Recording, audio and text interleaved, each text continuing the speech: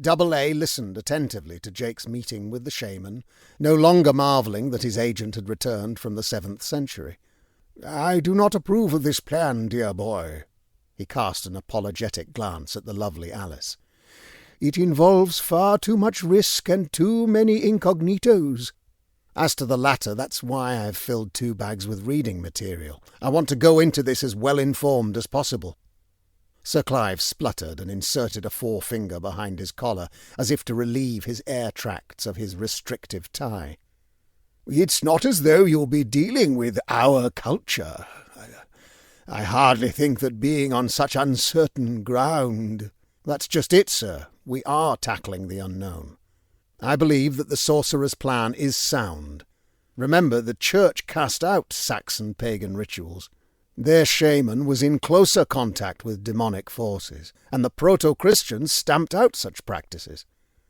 My Saxon contact will have more knowledge of what we are dealing with. The important thing is to rid the country of the beast." "Oh, I quite agree.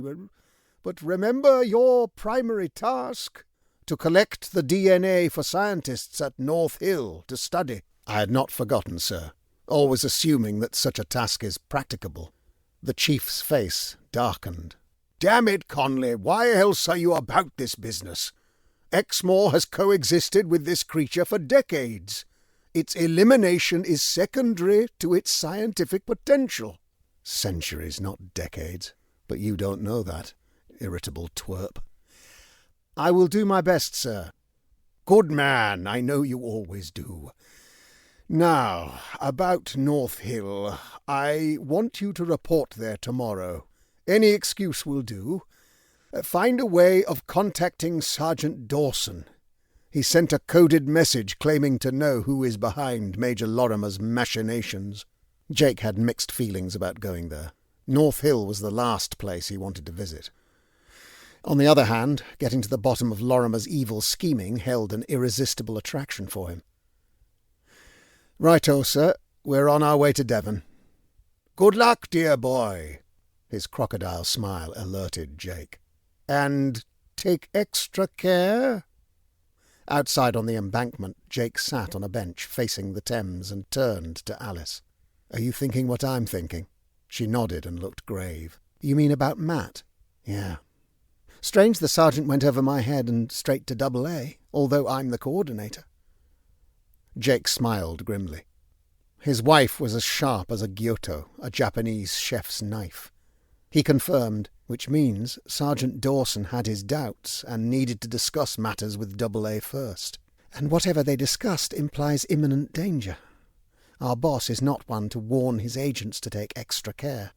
"Or any care," he muttered darkly, his heart sinking. "Come on, let's take the tube to the car." In Shabir, in front of the Devil's Stone Inn, Alice pointed out what Jake had already noticed. A black saloon with shaded windows, parked with no pretence at furtiveness. "It doesn't matter," Jake said in a low voice. "They can follow me to their base tomorrow. I have to go there anyway." The next morning he caught sight of them quite often in his rear-view mirror as he drove towards Minehead. When he came to the barrier inside the research station, he went through the routine. Having inspected his ID, the guard, as usual, phoned through to announce his arrival. In contrast to his previous visit, the soldier returned carrying a transparent plastic package. "I have to ask you, sir," his tone was apologetic, "to wear this face mask when you enter the premises. Regulations with all these viruses around." "No need," Jake said. "I have a mask in the car." He reached for the glove compartment, but the soldier interrupted him. "Sorry, sir, it has to be this one." He proffered the package. "It's sterile, you see." "Oh, very well." The soldier saluted and wished him a pleasant visit before raising the barrier. Jake thought no more of this episode until he had parked, taken the mask from its protective envelope, and looped the elastic over his ears. The mask fitted snugly across his mouth and nose. After only a couple of steps towards the entrance, his mouth became strangely dry, and his vision blurred.